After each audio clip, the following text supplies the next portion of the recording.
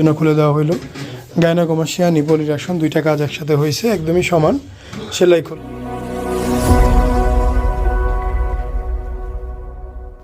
এই ধরনের গাইনোকমাস্টিয়াগুলো খুব জটিল হয়ে থাকে, মাসেলের মধ্যে গ্ল্যান্ড থাকে।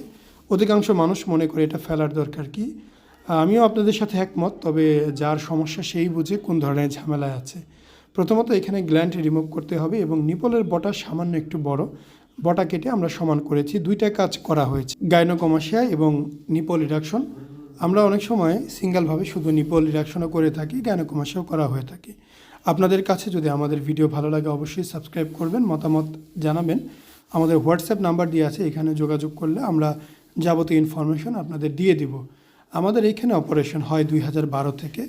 সম্পূর্ণ ভিডিও দেখবেন রেজাল্ট কেমন হয়েছে, জাস্ট একদিন অপারেশনের পরের দিনের রেজাল্ট। অপারেশনটি গতকাল হয়েছে, আমরা আজকে টিউব খুলে দিলাম, যেহেতু একদমই ছোট জাস্ট গ্ল্যান্ড, সেই কারণে খুব বেশি রাখার প্রয়োজন আমার কাছে মনে হয়নি, এর জন্য খুলে দেওয়া হলো। গাইনোকমাস্টিয়া নিপল ইরেকশন দুইটা কাজ একসাথে হয়েছে, একদমই সমান। সেলাই করলে শেপ ঠিক হয়ে যাবে, ধৈর্য ধরতে হবে, সময় লাগবে। তুমি এখন ঠিক আছো?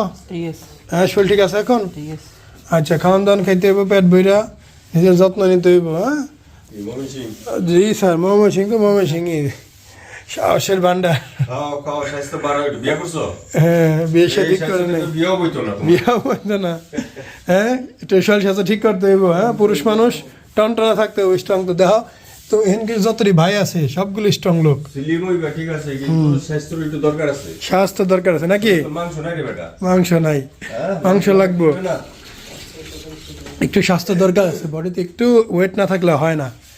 একটু ওয়েট হচ্ছে এটা তোমার রিজার্ভ থাকে, ভবিষ্যতে বডি কোনো প্রতিকূল অবস্থায় পড়ে গেলে সেই ওজনটা তোমার সাপোর্ট দিবে, ওজনটা সাপোর্ট দিবে, ফ্যাটটা সাপোর্ট দিবে। ঠিক আছে, যাই হোক সমস্যা নেই। আমরা এই যে ফুল সার্জারি করছি, দেখতে খারাপ লাগতেছে না, ভালো আছে ইনশাল্লাহ।